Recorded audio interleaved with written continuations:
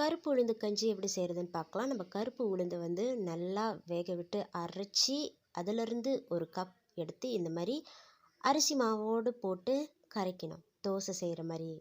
சரிங்களா? செஞ்சதுக்கப்புறம் நம்ம தேங்காய் பால் ப்ரிப்பேர் பண்ணுவோம். இதில் 2வது பால் அடுப்பில் போட்டு கொதிக்க வச்சுக்கிட்டு இருக்கோம். பால் வந்து கடைசியாக ஊற்றுவோம். ஓகே. மீன்வாயில் நம்ம வந்து மேலே தூவி விடுறதுக்கு ஏலக்காய், சுக்கு இது ரெண்டும் நமக்கு தேவைப்படும். அதை அரைச்சி தனியாக வச்சுக்கிறோம். இங்கே பாருங்கள், சுக்கு எடுக்கிறேன்.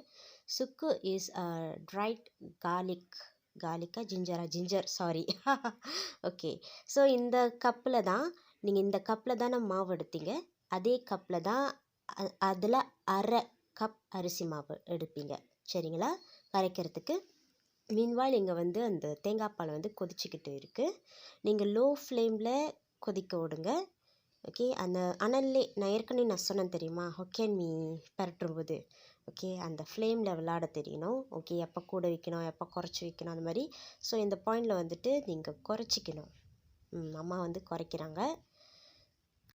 தேங்காய் பால் நல்லா கொதித்து வரும்போது இந்த உளுந்து மிக்ஸ் பண்ணி வச்சுருந்தோம்ல, இதை வந்து போடுறோம். அப்படியே நம்ம கிண்டிக்கிட்டே இது பண்ணுறோம். இதுக்கு மேலே நம்ம ரொம்ப கிண்டிக்கிட்டே இருக்கணும். அது வந்து அடி பிடிக்கிறதோ இல்லை ஒட்டுறதோ, எனக்கு அந்த டேர்ம் சரியாக தெரியல.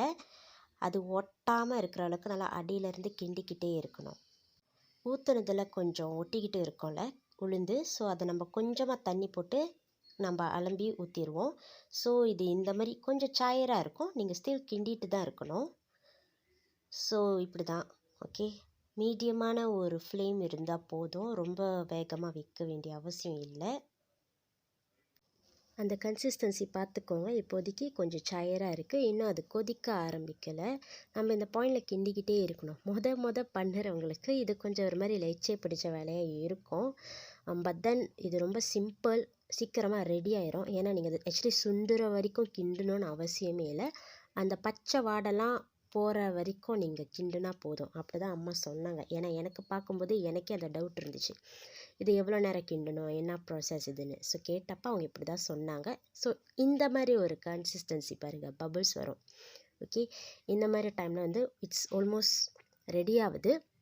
ஸோ நம்ம என்ன பண்ணுறோம், இன்னும் கிண்டிக்கிட்டு தான் இருக்கோம்.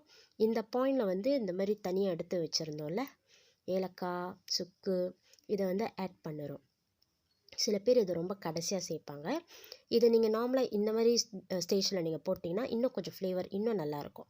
வாசத்தை விட அதோட டேஸ்ட் வந்து என்ஹான்ஸ் பண்ணிடும். ஸோ நீங்கள் இந்த மாதிரி போட்டுட்டு கிண்டுங்க. ஓகே. அது நல்லா கரையிற அளவுக்கு கிண்டணும். ஓகே. ஏன்னா நம்ம ஏலக்காய் போட்டால் மேபி நீங்கள் லாஸ்ட்டாக கூட ஆட் பண்ணலாம். பட் சுக்கு இருக்கிற வாசியை நீங்கள் முன்கூட்டியே போட்டுட்டிங்கன்னா அது நல்லா வந்து கரைஞ்சிரும். ஓகே. ஸோ சைடில் இருக்கிறதெல்லாம் எடுத்து விட்டு நல்லா கிண்டுங்க. கொஞ்சமாக உப்பு போடுறோம், கொஞ்சமாக போட்டால் போதும். ஓகே. திரும்ப வந்து நம்ம நல்லா கிண்டிட்டு, ஓகே, நம்ம இந்த பாயிண்டில் வந்துட்டு சீனி போடுறோம். ஆக்சுவலி அம்மா கருப்பு சீனி தான் ப்ரிஃபர் பண்ணுவாங்க. அதில் நிறையா இரும்பு சத்து இருக்குன்றதும் கூகுளில் படிச்சிருக்கேன். அது ஒரு வகையில் உண்மை தான்.